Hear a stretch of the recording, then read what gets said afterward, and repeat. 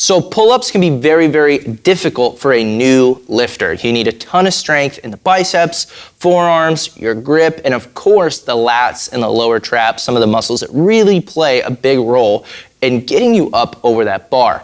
So today we're gonna dive into how to perform a banded pull-up, which is a very accessible regression that works well for almost anybody and can help you work up to being able to do a pull-up. And once you've got that pull-up down, this is gonna provide an amazing foundation for developing your back, your arms, and your entire upper body as a whole. Let's get into it. Here's my favorite regression for the pull-up. Now, you've probably seen a lot of people do banded pull-ups from the top down, and I used to do that for years, and I think we even have some videos on the channel where we do it like that. But I've actually come across another method that I like a little bit more because one, I find it's a little bit easier to set up, and I think it's a tad safer, and it's still using a band, but instead of going from the top down, I actually like to work horizontally like this. Now, the key thing with the setup here is just make sure that your pin racks are set up facing in, so that way when the band pulls in, they just get pulled into the rack.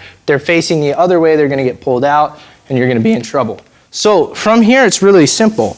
You just get into your standard push-up position with both feet balanced centrally on the rack, or on the band rather, and then it's just a pull-up. My focus is on the eccentric or the lowering phase. You can work on chin-ups as well if you choose to.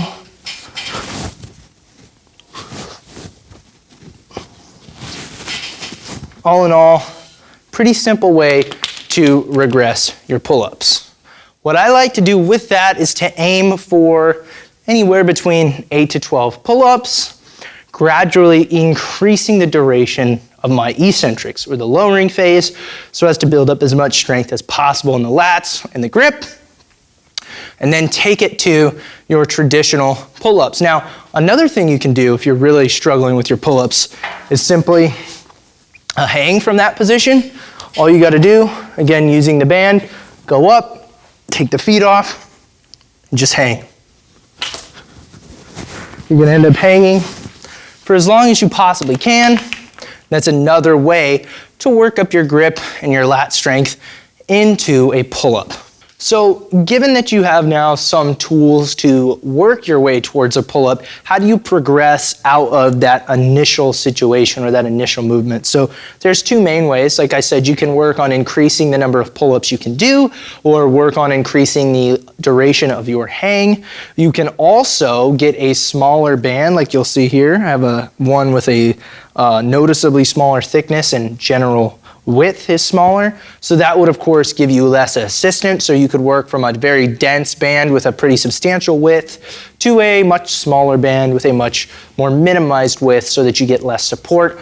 Again, all the while you're probably going to want to be testing the proximity at which you are to getting a full pull-up. So if you're getting closer and closer and closer, that's generally a good sign that you're doing things right. So again, once you get to the point where you can do one full unassisted pull-up, that should generally comprise the majority of your pull-up training, right? Even if it's just one rep at a time, I'd like to see you working on increasing the number of reps. So maybe you can only do one, but perhaps one day you come in and you do 8 sets of 1.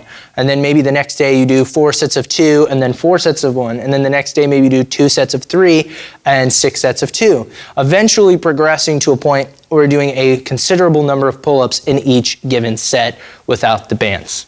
I hope you found this video helpful. If you did, make sure you like, subscribe to the channel. Thanks so much again for tuning in to Mind Pump TV, and good luck with your pull-ups.